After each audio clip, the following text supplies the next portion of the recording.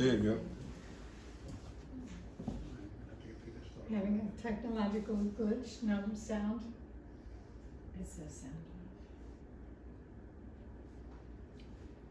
Well, So tell us the story. Here, This Jen. might be my computer. Did you check up there? where is it? Where is it? The sound? Yeah. Computer?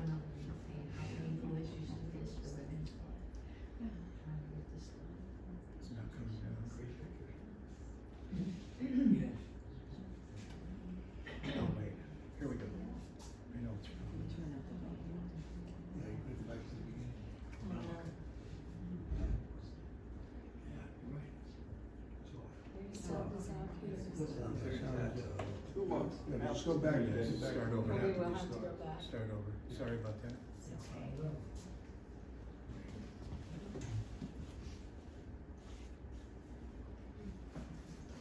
Take the whole kit off. BFD is back.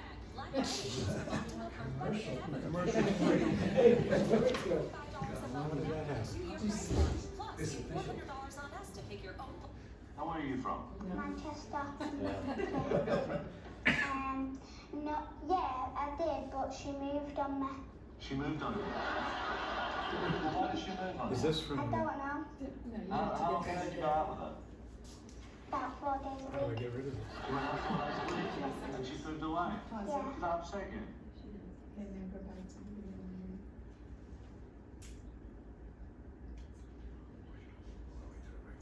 It's not coming up. This is it's the funniest things. What's it doing?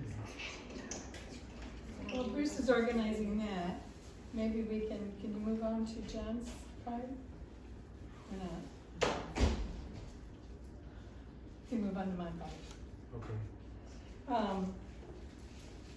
So my part is about the educational effort, and since the Kemper Memorial Park Preservation Fund was formed, we have found that the Kemper Memorial Park is the launching pad for dissemination of information about World War II. And our efforts began with display cases that the Mamaroneck School District graciously allowed us to use. It's not coming up. That's not right then.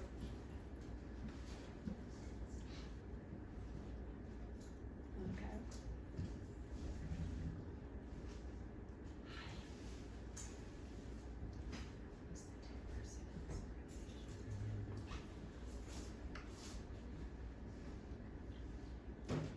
And this isn't a very good photo along with everything else we've done so far, but it just gives you an idea of what you see. When you come into the main entrance and then go past the security desk and the stairs, you go into the main lobby.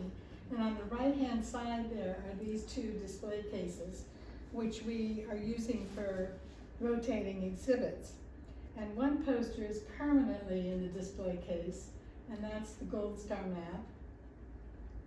You can zoom in on that. And what was so interesting about this map is the fact that the honorees lived all over the Mamaroneck School District. They were in the town of Mamaroneck, the village of Mamaroneck, the village of Larchmont, Larchmont Manor, even in Rhinebeck. It truly was a community loss when we lost these individuals. Everybody in the community was serving, and they were in all walks of life, but they were all young for the most part. We had a couple of people who were older, but for the most part, they were very, very young. The other case has rotating exhibits. And here are the two pieces of Battle of Okinawa, where the community lost their heaviest, or the highest number of people. There were 4 in 1 week in Okinawa who were in the Marine Corps. And then there were 3 who were lost, 3 sailors were lost with kamikaze attacks. So where the planes hit the ships that they were on. And then the other rotating exhibits include the Battle of the Bulge, D-Day, the Philippines, and the Placer Raid, among others. And a big shout out to Bill Fraser, who I know has been very active in the Mamaroneck Historical Society. And he provided us with many wonderful, wonderful prints of aircraft, World War II aircraft, the bombing of Pearl Harbor, and he also arranged interviews with Bud Wright, who was the brother-in-law of Tilio Santangelo, and who was lost in Okinawa when his gun mount was hit by a kamikaze plane, and Dom Regano, who fortunately was not lost in World War II, but he was an airplane mechanic during the Ploesti raid. And one of the most heartwarming World War II photos is of a mechanic looking up into the empty sky. The main force of planes had already returned, so there was nothing in the sky, and he's standing there looking, waiting, and hoping for the plane that he's associated with for it to come back. And sometimes they did limp back safely, slowly, but they got back safely, and sometimes they never came back. So the ground crew who knew that aircraft crew very, very well, and also was responsible for the functioning of that plane, it was very emotional for them when those planes didn't return. In total, with the help of student interns, we have submitted 15 interviews to the Library of Congress for the Veterans History Project. And one of our interns, Jacqueline DeVito, interviewed Dom Regano, along with 3 other World War II veterans, Tony Marcella, Tom Santoro, and Jack Burke. And we learned so much about the community spirit in Mamaroneck and Tom's military service in Okinawa and China in his interview. This is Don Regano. This is Don Regano. Yeah. And we did have a clip from the interview that Jacqueline did, but I don't know if we're able to access it. But they are now available on the veterans, on the internet. So if you Google Tom Santoro, Library of Congress, his interview will come up, or Tony Marcella, Anthony Marcella Sr., Library of Congress, his interview comes up. It's taken a long time for them to process them, but they are up. And with Tom, we learned a lot about the community in Mamaroneck and his military service. So he had told us that he was one of 9 children. There were 5 boys and 4 girls. All the boys served in the military, 4 in World War II, he being one of them. And when his father died, Tom was very, very young. There were 9 children, and his social worker came and said, you know, Mrs. Santoro, there's no way you can handle this on your own.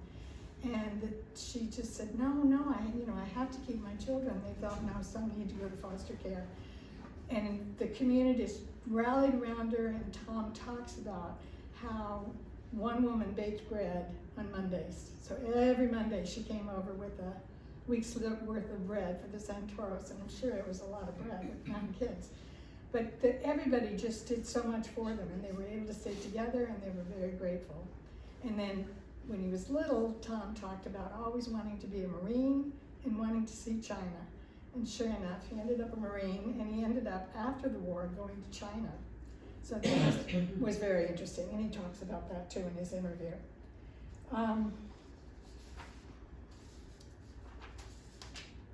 Through the years, we've also made a big effort to include students in the honoring of Veterans Day and Memorial Day.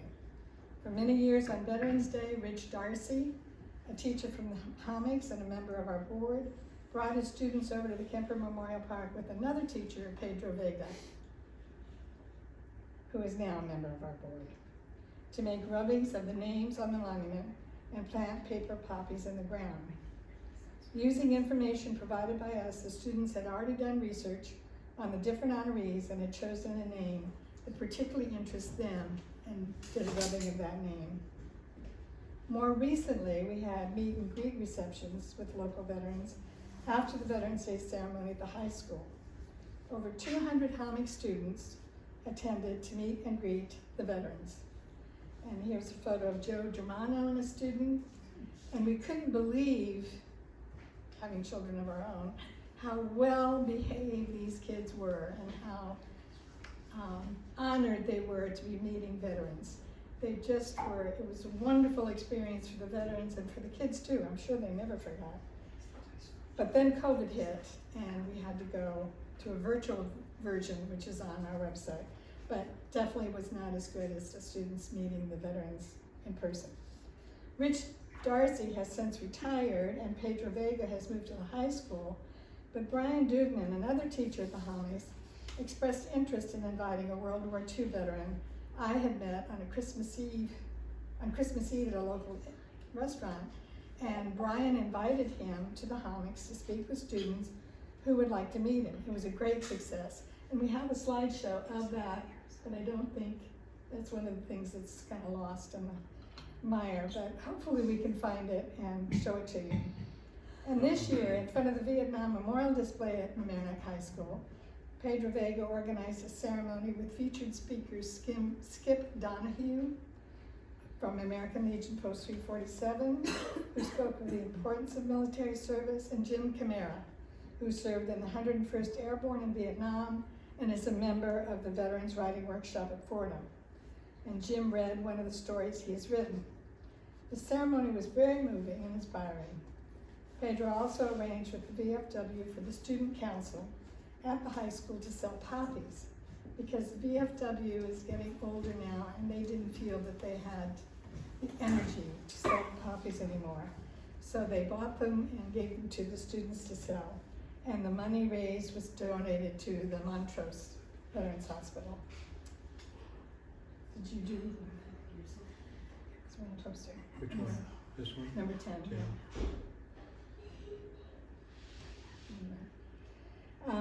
For Memorial Day, the Kemper Memorial Park Preservation Fund sponsors a contest that asks students to answer a question through a variety of mediums. And this is the poster for the poppies that was posted at the high school. And they raised quite a bit of money. I think Pedro was a bit disappointed, but I was quite pleased. You know, those students got out there, sold the poppies, and students bought them, and it was very nice. And now you can move to the poster number 11, which was this year's contest. And each year a question is asked, and the students are asked to answer it, and they can use a number of mediums. They can paint, they can write a poem, they can write a song, or they can write an essay. The question this year was, how does service to the country allow the ordinary man or woman to become heroic? And we did have 2 winners, so that was very nice. And originally the contest was organized by Mary Cronin, a member of our board, John's wife. And then she retired and Peter Green took over, another high school teacher. And then now it's Pedro Vega, who's handling both the Veterans Day ceremony and the Memorial Day ceremonies. And each year the winners are honored at a special ceremony in the Memorial Park, the winners of the contest.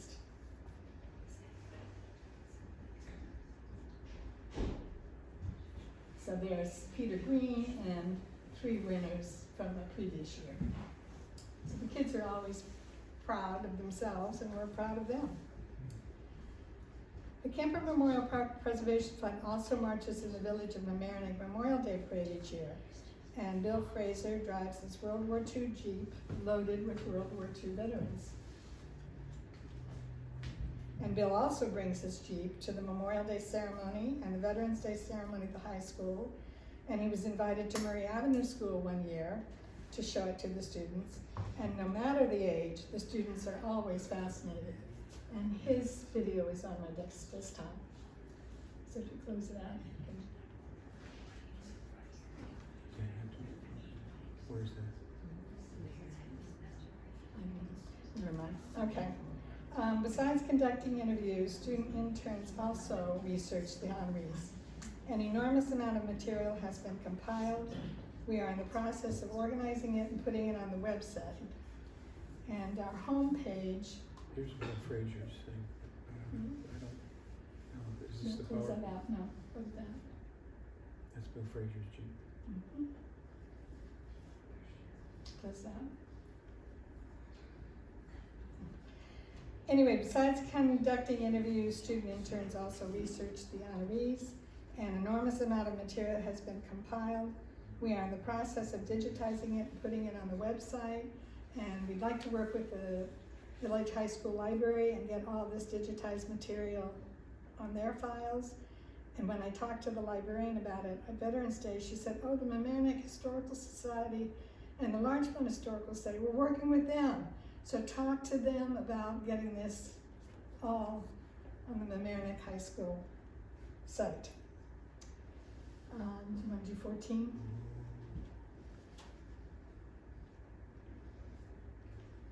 On our on the website, the home page, at the top, it says Profiles of Honorees. And if you click on that, then you see all the names, and if you click on a name, then you see all the information. So Charles Berry is one that's on there. But do you want me to do it?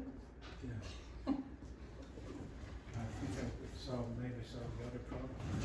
Pardon? I found the other movie, I think.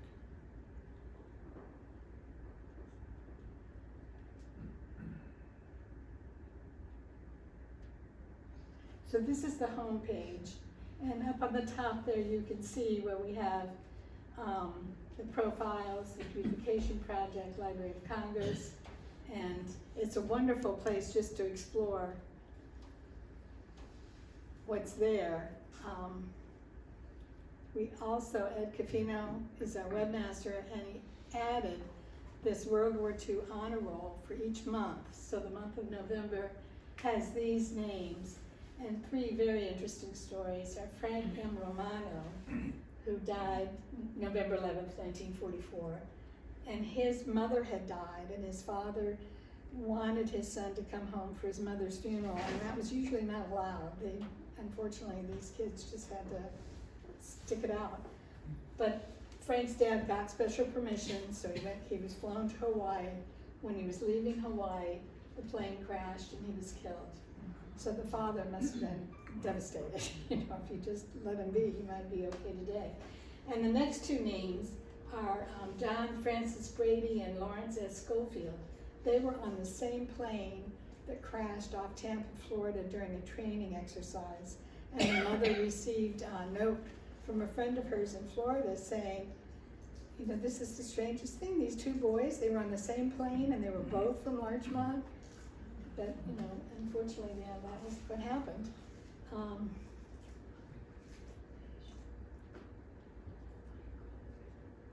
So this is what the profiles look like. As you can see, there are a lot of documents there. And Charles Berry had gone to Dartmouth. We found those records. He was married. He had a daughter.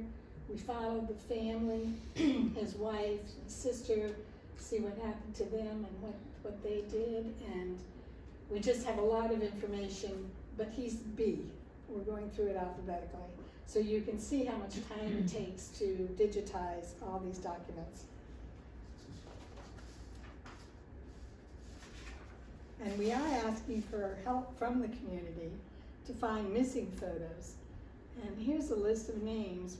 We've got a lot of them, but we're still missing a few.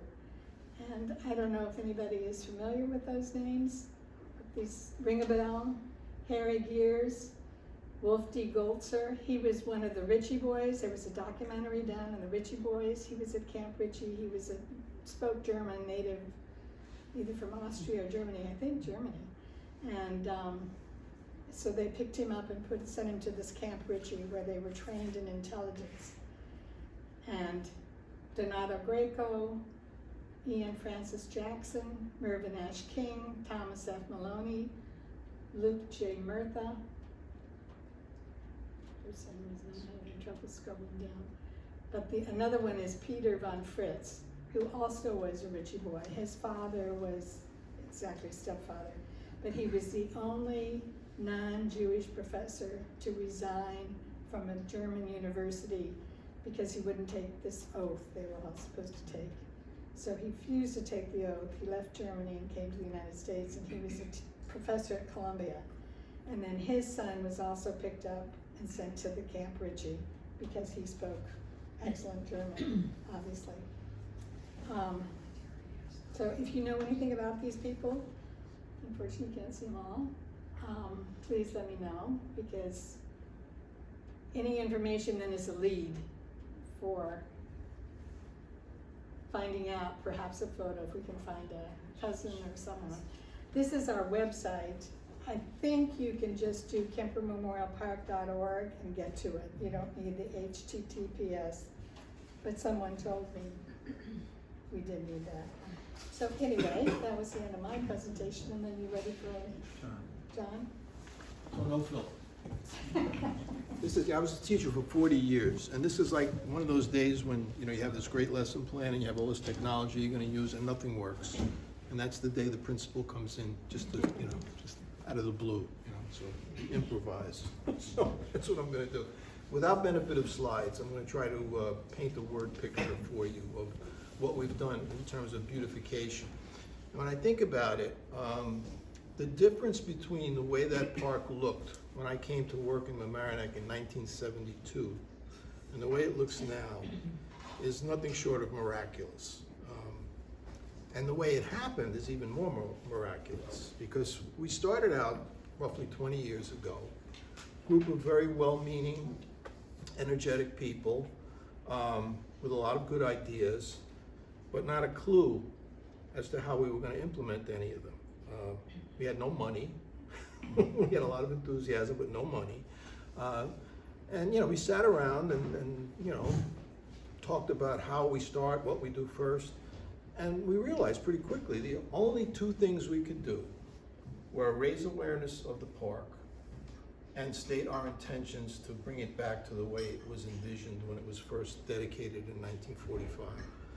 So that's what we did. We all had our own personal reasons for wanting to do what we were doing. For me, it was my father's service in World War II. My dad was in for the whole war, and it wasn't until 45 when they got into Germany that he got shot up pretty badly and almost died. So I never, as a kid, I never looked at a World War II memorial with names on it without thinking my father's name could have been on that. And that would have been bad for me because I wasn't born until 1948, so I wouldn't be here. So, you know, I had a personal interest in doing this, and everybody had their own reasons, and they were all good reasons. But again, we had nothing to work with other than our own enthusiasm. So that's what we did. We started to make people aware of the park, how it looked when it was originally dedicated, very different from what it looked like now at that time. I remember it, I was teaching at the Homics at that time. I didn't come to the high school until '89, but during those years in the 70s and 80s, it was just a, you know, an overgrown weed patch, and there was a monument in there. That's all we could see, you know. So nobody really knew. It wasn't until I got to the high school, and you know, I had been teaching already for 15 years there, and I noticed the names on the park were family names of kids I had taught over the years, a lot of them, you know, because they were still living in the community. So anyway, we started out raising awareness, and basically that's all we ever had to do. Because once we did that, people started to take notice, they started to listen to what we had in mind, and donations started to come in. Some of them were pretty significant, pretty large sums of money. Some of them were anonymous. People didn't want any recognition, they just wanted to help. And with that little seed money that we started with, we began to do things. First thing we did was put up a flagpole. Like to say, hey, we're here, you know, should have put the flag on upside down to say we need help, you know, but we raised the flag. We actually raised the flag of Tony Marcella's brother, the flag that draped his brother's coffin. We raised that symbolically, you know, at a ceremony, and it was kind of funny because at the time we were going to raise that flag and then lower it and put up the permanent flag that we were going to keep in the park, and you know, we had a ceremony, and you know, part of the ceremony involved folding the flag that came down, and we wanted to do it just the right way, so we needed 4 people to do it. So at the time we had Don Keene was a faculty member. He was an Annapolis graduate, served in the Navy. So I asked Don, I said, you know, you want to be one of the 4 people who, you know, no, I didn't ask Don first, excuse me. I asked the student who was just been accepted to the Naval Academy. I asked him, and at the last minute, the kid couldn't come. He had to do something else. So I went to Don, and I said, Don, you know, this kid was supposed to help us with the flag. Can you fill in for him? He goes, let me get this straight. He says, you're asking the lieutenant commander to fill in for the plebe who can't make it. It's not the way it works, John. I said, okay, all right, do me a favor. So of course he did it. But anyway, the flagpole was the first thing. Then we decided that since the memorial itself was going to be the centerpiece of the park always, that we should, enhance that a bit. So we contracted a landscape architect, and she contracted a stonemason, and they built these beautiful stone planters around the monument. And we filled them in with plantings representative of the different theaters of operation that the veterans had served in. Some were from different parts of Europe, some were from the Asian, places that they were at. So that was symbolic. Next thing we did, as far as I can remember in the sequence now, the next thing we did was to address the issue of the pathways in the park. They were, just asphalt, and they were. That's on the screen. Oh, there we go. Okay, good. Well, let me just explain. So they were, originally they were just asphalt, and they had cracked, and tree roots had made them buckle and so forth. They were tripping hazards. They were really dangerous, and nothing had been done with them since 1945. So it's not that they didn't need repair, but all the school district was willing to do this way. Okay. All the school district was willing to do was to repave them, like they fill in potholes, and we envisioned something more attractive. But again, we had no money. So how were we going to do this? It was an expensive project. Just by luck, we ran into someone who was a contractor, and he worked with stone and, paving and that kind of stuff. But he had just done a huge project for New York City, one of the parks somewhere in Queens, I think it was near the Triborough Bridge. Anyway, it was a huge project, and as all government projects are, there was all kinds of leftover materials, okay? And he said, look, I have a warehouse full of this, stuff, and it's good stuff, it's good quality stuff. And he said, I'll give it to you. I don't need it anymore. Yeah, the government already paid for it. What am I gonna do with it? It's just taking up space in my garage. So we said, that's great, but once we have it, what are we going to do with it, And he said, well, anyway, we not conned him, I don't want to say conned him, but we convinced him that it would be a wonderful thing for him to help us with this. And he did. He tried, we gave him whatever little money we had, but for the work he did, it was incredible, okay? So the end result was these beautiful pathways that are, that'll last for a lot longer than the asphalt would have. And they really are artworks. He managed to incorporate what he had and what he didn't have. He poured concrete to blend it in. And it's just an amazing job. And probably one that would have cost us at least $50,000, if not more. And it was $50,000 that we didn't have. So whoever helped us with that, who knows? To me, it was like divine intervention. All right. Anyway, that was the next thing we did. Then we had a situation where a neighbor of my father lived to be 102, and he was still living alone in Scarsdale. He's probably in his late 90s. And one of his neighbor's kids came over to interview him for a World War II project. And shortly thereafter, the kid's father approached me, and he said, John, your father, told some interesting stories about the war. My son is going to be an Eagle Scout, and he wants to do his Eagle Scout project, based on something that, relates to World War II and the veterans. I said, I got just the thing for you. And the end result was his son, with the help of, I don't know how many scouts helped him with this project, they created this beautiful garden in one part of the park. And he managed to convince the owner of Larchmont Nursery to donate all the shrubbery.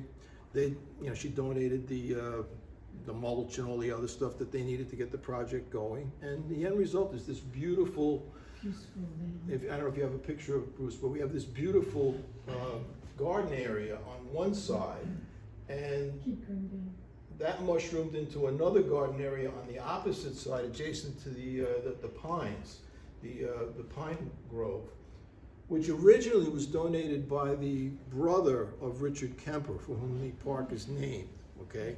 And she donated these 50 white pine trees as a kind of tribute to the living, the soldiers that would return home. She didn't just want the park only to be dedicated to the ones who died. She wanted it to be a hopeful reminder to those who came home and continued to live in this community. So she planted these 50 white pine trees, and there's another garden area right incorporated into that. Now, because those trees are so old, a lot of them are starting to die, and we're replacing them. We started a project not to replace the trees, to replace the trees. Which we scroll down, yeah. Yeah, We went through about you know, 1,000. people have, again, donated generously toward that project. There's the trees. So then, of course, since we had all these gardens, we needed to ensure that they would be watered appropriately. And we had to put in a sprinkler system, which again was a pretty expensive proposition. But again, once we put out the word that we needed money for it, somehow the money appeared. See, to me, whenever I visit a town, someplace I haven't been before, and there's a memorial there, I'll take a look at it, just to get an idea, because a memorial says something about the community. The way it's cared for says a lot about the community. Okay, you can tell those places where people care and those places where everybody has forgotten already. So it's interesting. But now the park really makes a statement about this community. Okay, and it's a good statement. And the kids notice it. I mean, the kids really, when you see that park at lunchtime, it's filled with kids sitting, having lunch. And when they leave, there's no mess. I mean, there's no stuff laying around, there's no graffiti, there's been no vandalism, thank God. So, you know, that tells us something. You know, they know it's an important place and they respect it accordingly. So we have one, John, that we can show. Yeah, that's those are the planters we put around the memorial. That's the Eagle Scout garden. The signage, we've started to put in signage now to tell people, like, that's the pine grove. People should know the story of the pine grove. So it's, you know, it's inscribed on that pedestal plaque. We put in a sign on Post Road to, you know, to tell people the name of the park. We actually believe it's the oldest World War II memorial park in the country, because it was dedicated in 1945. I mean, who had the wherewithal, you know, or the, you know, to do something like that soon? The war was just over, you know. So it's an incredible, you know, place. That's the plaque for the flagpole. It's another garden on the no, that's the Eagle Scout garden, right? There's a flagpole. Yep. I mean, it looks like the Botanical Gardens. I mean, it's really, you know, impressive when people see it. They, you know, what is it? All right, now just hold on with that on But for a this minute. is before the plaques, yeah. Yeah. So the engravings were done naturally in 1945, and they had started to deteriorate. Some of them. Some of them were actually misspelled. And we undertook a project, I don't know, 6, 7 years ago, maybe 8 years ago, to try to fix those errors. And it was an expensive thing to do, and it didn't really last that long. You know, they had to fill it in with the epoxy and then re-engrave it, but it again started to deteriorate. So we knew sooner or later we were going to have to do something to make those names more permanent. So the last project that we undertook, if you have a I think picture, this, we have the autumn, the fall one. probably at the beginning. Is at the, yeah, more at the beginning, we're going backwards. 'Cause We replaced, well, we actually covered over the engravings with anodized aluminum plaques now, with the names scrolled, you know, the whole roll call. There they are. And yeah, this is a nice slideshow. we actually discovered over the years, from the time, you know, since the time the original engravings were done, there were about 7 more names that needed to be added. So the original engravings were 99. Now we have 106 names on the wall, and they're on these plaques that are permanent. They'll outlive all of us, and it's just another way to ensure that people won't forget. The benches now that you see in the park have also been dedicated by individual families to honor certain people. And we keep getting more and more requests, you know, somebody always wants to put in another one, and another one, and another one. I don't know how many more we can fit, but we'll keep doing it as long as we can. But, long story short, it really is a tribute to the community, naturally to the people who served, but it's something that was long overdue. It should have been done, it should have been maintained from the get-go. I mean, it's sad to think that from 1945, maybe 20 years later, that place had deteriorated so much. And if you look at the newspaper articles from 1945, everybody's promising and swearing that, you know, we're never going to forget, and this is, you know, talk is cheap, you know. But yes. Wasn't there an issue a few years back where the high school wanted to create different playing fields? Okay. And they jeopardized that? Yeah, we can go into that, we can find that film. Yeah, Before- yeah. Is that relevant? It might not be relevant. Yeah, Yeah, no, no, well, it is it is, relevant. it's very relevant. I mean, it was a battle royal, actually. The school district spent, My kids got really upset about the that. school district spent roughly $500,000 on legal fees, fighting us in court, okay? We were fortunate that we had legal services pro bono, so we could, you know. Didn't you own that land? Well, the land was originally owned by Mr. Adolf Kemper, okay? He lost his son in the Normandy invasion. He was a wealthy man. He bought the property, which had 3 buildings on it. 3 buildings that he raised. He raised the buildings, bought the property, created the park with the monument, with all the landscaping. He spent over $55,000 on landscaping in 1945. You know what that would be now?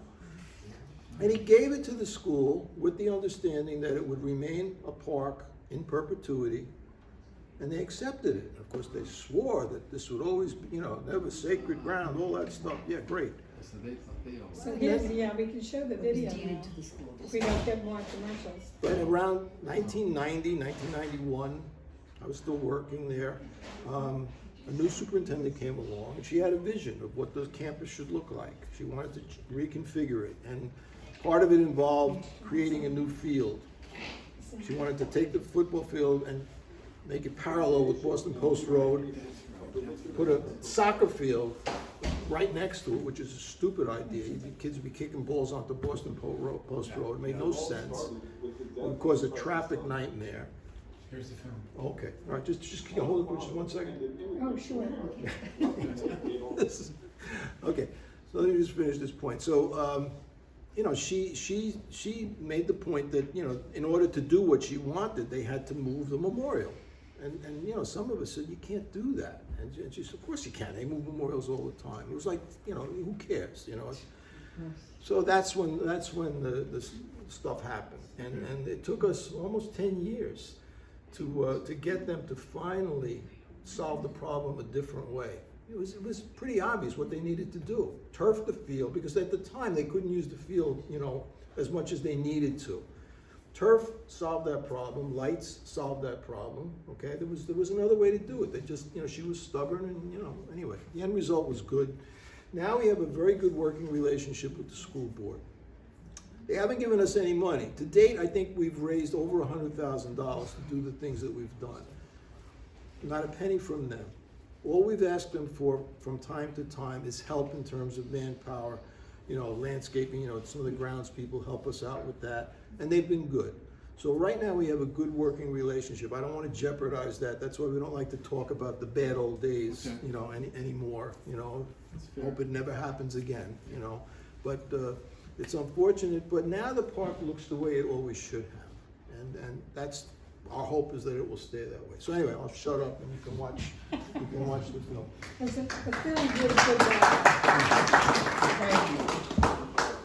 Then to see his son Richard in his uniform, an officer in the United States Army. Oh, you got it. Richard Kemper graduated from Mamaroneck High School in 1937 and the University of North Carolina in 1941. After enlisting in the Army in March of '42, he volunteered for overseas duty. He was sent to Normandy in July of 1944, attached to the headquarters company of the Army's 9th Infantry Division. That August, as the Allies struggled to break out of the Normandy hedgerows. Lieutenant Richard Kemper was killed in action, leading his men against a German counterattack in Mortain, France. The date was August 6, 1944, 2 months after the D-Day invasion. Michael Shane fought alongside Richard Kemper that day and wrote these words in a letter to his father. "There was nothing backward about your son in combat. I suppose you want as many details as you could get. Well, on the 6th of August, we didn't contact the enemy until the afternoon. All of a sudden, they let go with machine guns, mortars, and 88s. We were pinned down for quite a while. But then the order came to attack.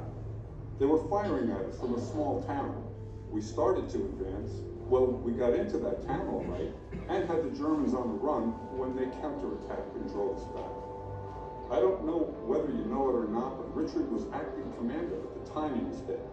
He was trying to build a line of defense behind a hedgerow.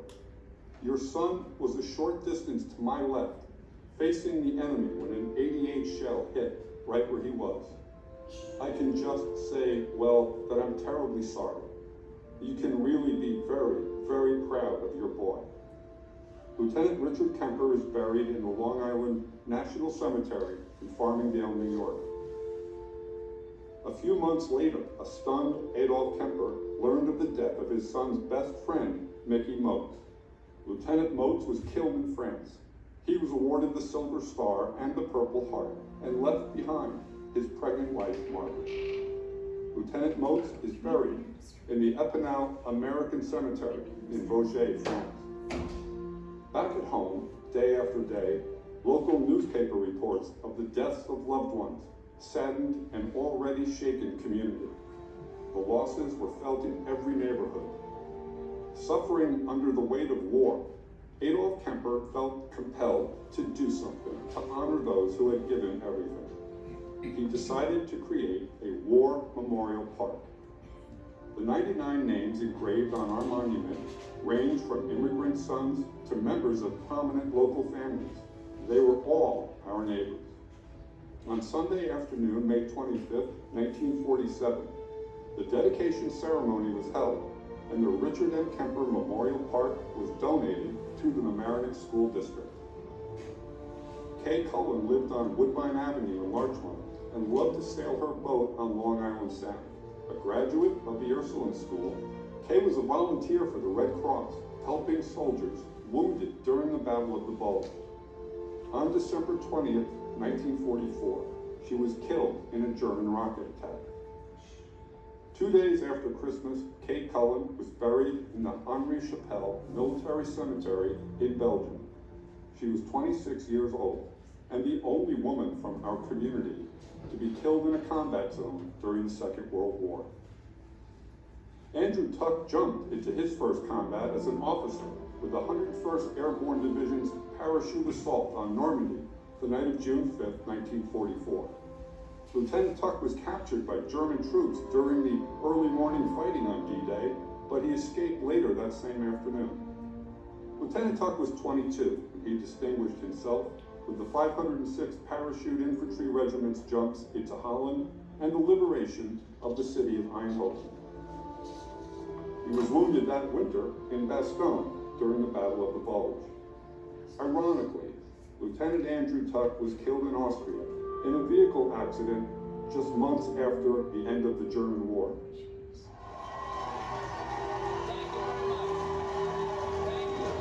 Here's something I want to thank you for, and that is I want to thank you for Mamaroneck. My uncle Eddie, my mom's brother was in the 101st Airborne. Oh wow. He was in Fox Company.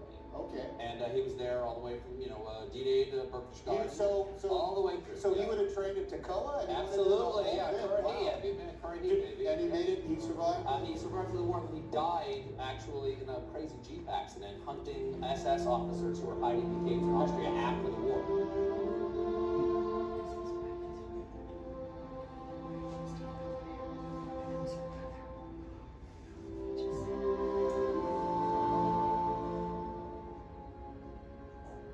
Several of the names on our monument are soldiers and sailors buried far from home.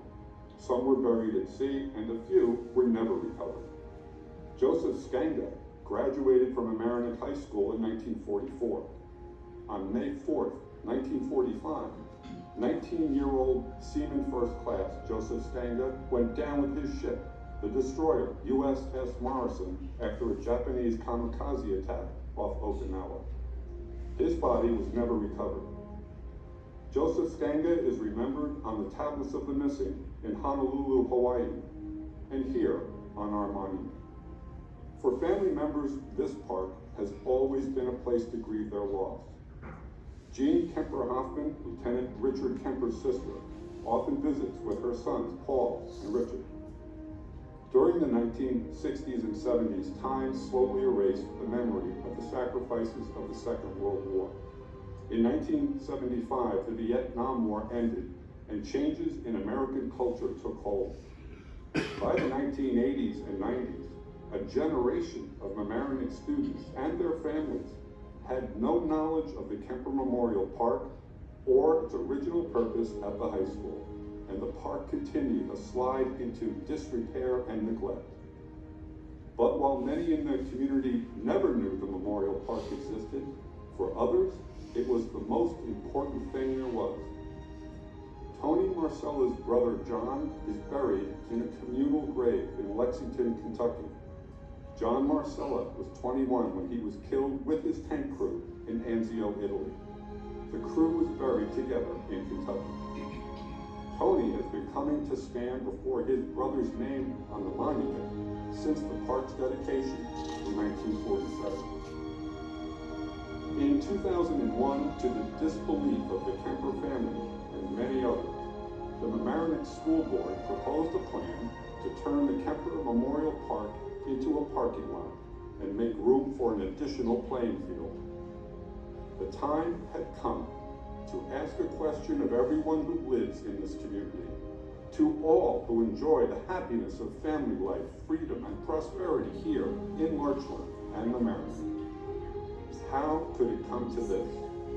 How is it possible that we could forget those of our own town who sacrificed their future family lives and everything else so that we could live in safety and peace with ours? How could we have forgotten? And what could we do now to make sure it would never come to this again? Many have joined us to answer that question.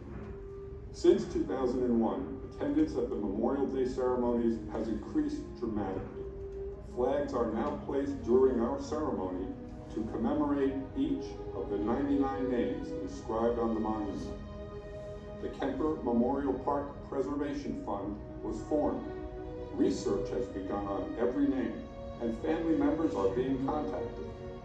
Gold Star banners have been presented to 20 families.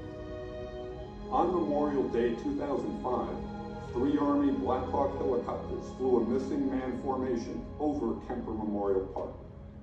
U.S. Marines recently returned from combat duty in Iraq formed the honor guard for the Memorial Day ceremony in 2006. Veterans Day ceremonies at the park are now held by Mamaroneck High School. Students join in an essay contest and make rubbings of the names on the monument. The park has been reestablished as an important part of campus life.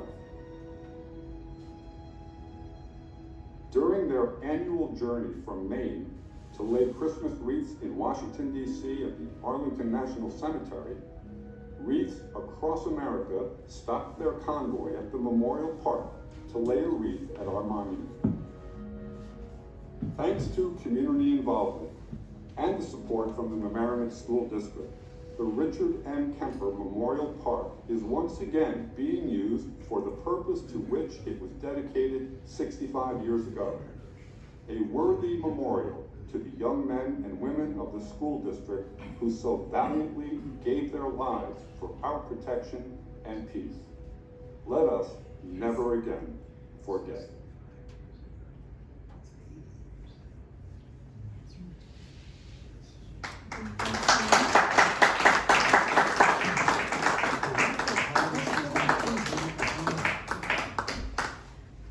So, Now, obviously, that needs to be updated because what you saw there only took us to 2012, and like, over the past 10 years, we've done so much more. So there will be part 2 Yeah. someday. Well, we did, this was supposed to be first, and then John was gonna talk about everything that's been done to the park since 2012, which is an enormous amount. And, just, I don't know where the Bruce Springsteen, oh yeah, I do, never mind, I do. The flagpole was really the first thing that we did, and at the time we did it, Bruce Springsteen, who some people may like, others may not, came out with a song where this flag is flown, we take care of our own. We take care of our own. And because we had been going through this battle with the school board, it seemed an appropriate song. But I'm not sure, how do you get back on the website? Yeah. Yeah, we should finish anyway.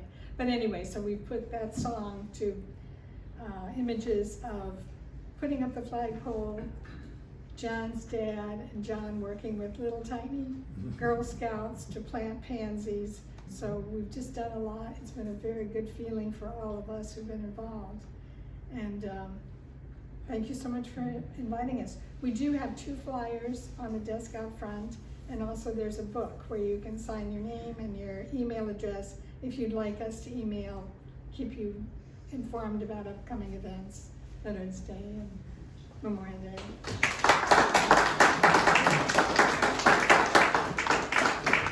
I'd like to thank Jan and her husband, Bruce, and John Esposito. You know, there were heroes who served, and there were also heroes who remember those heroes who served. So let's thank them once again.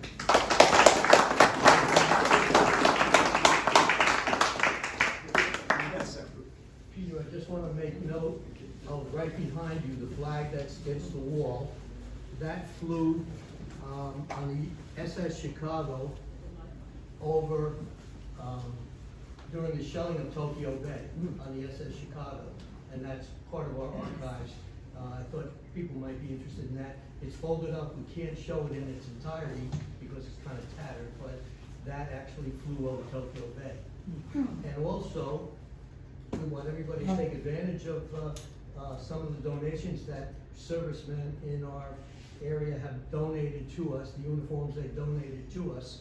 They're all on display over here. These are all folks that were in the service, in the armed services in World War II. One of them was World War I. They're very interesting. You might take a look at them. And we should take advantage of this rare opportunity. Friend Bill Frazier has come to join us, and to thank him for all his service.